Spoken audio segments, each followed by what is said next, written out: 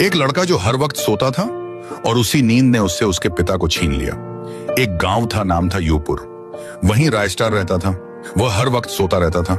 रायस्टार की मम्मी नहीं थी, सिर्फ पापा थे, जो दिन भर खेत में काम करते तो कभी सड़क के किनारे भीख मांगते। यह सोने की आदत रायस्टार को बहुत दिनों से थी, पर यह कोई आदत नहीं थी।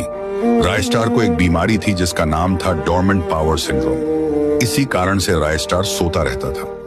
रायस्टार का एक दोस्त भी था जिसका नाम ज्ञान था। रायस्टार जब भी जागता उसके पास ही जाता था।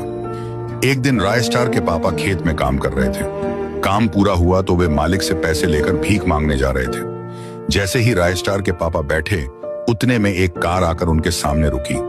उसमें से बिनझेड़ नाम का आदमी निकला। वह बोला, ओ भिखारी, चल, मैं तुझे 1 लाख रुपए दूंगा, तू मेरे साथ चल। रायस्टार के पापा खुश हो गए। उन्होंने सोचा, इससे तो मेरे बेटे का इलाज हो जाएगा, और वे कार में बैठ गए। उधर रायस्टार सो रहा था। तभी उसे एक सपना आया। उसने देखा कि एक आदमी उसके पापा से कह रहा है, इस पुल पर बाइक ले जा, इसके बदले तुझे 1 लाख रुपए दूंगा। पापा बाइक चलाने लगे। आधे पुल पर जाते ही अचानक बाइक में कुछ हुआ और बाइक पानी में गिर गई। उनकी वहीं मौत हो गई। रायस्टार घबराकर उठा और उस पुल की ओर जाने लगा, लेकिन आधे रास्ते में ही उसे फिर से नींद आ गई।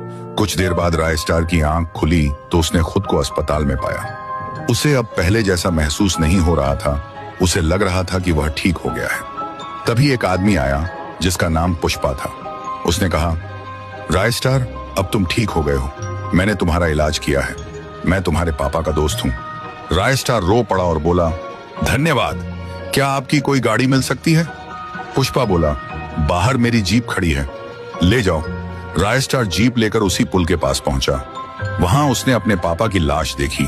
वह बोला, पापा, मैं ठीक तो हो गया, लेकिन आपके बिना कैसे रहूं? रायस्टार पुल पर चढ़ा और कूदने ही वाला था कि तभी ज्ञान ने आवाज लगाई, रायस्टार रुक, हम दोनों मिलकर उसे सजा देंगे जिसने तेरे पापा के साथ यह किया है।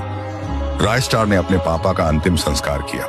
कुछ समय बाद उसे अपना सपना याद आया, जिसमें बिनझेड़ सब कुछ करवा रहा था। रायस्टार रो पड़ा और बोला, कभी एक समय था जब बिनझेड़ मेरा दोस्त हुआ करता था। कुछ साल पहले